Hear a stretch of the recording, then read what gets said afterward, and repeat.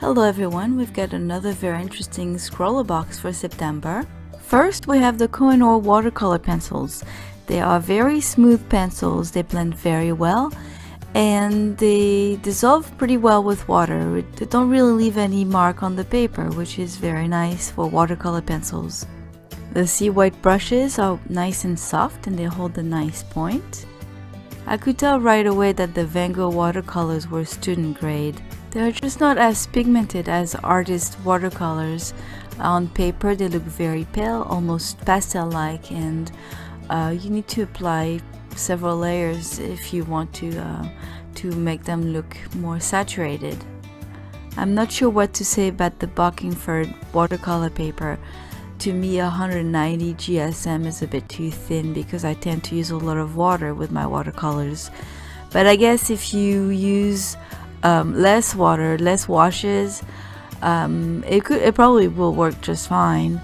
In my case I used both papers from the box and it didn't really work out, so my final challenge ended up being on Arch's watercolor paper, which was 140 pounds and worked better for my needs. And finally I was surprised to see the Pentel Correct pen, because to me it's office supplies, but it does make sense. It's very opaque and it's pretty nice to make little stars and all. My only thing is that because you need to depress the tip for the white to come out, you can't really write with it, or if you do, you still need to have the tip pushed down on the paper and it only makes thicker lines. So if you want fine details, it's not very easy to use. That said, the white is nice and opaque, so you could find some good use to it. I tried to use it with a brush, so I put some white on the palette and tried to mix it with paint to lighten the paint. But it was a really bad mistake. It ended up sticking to my brush that I had to clean up right away because I didn't want to mess it up. So anyway, bad idea.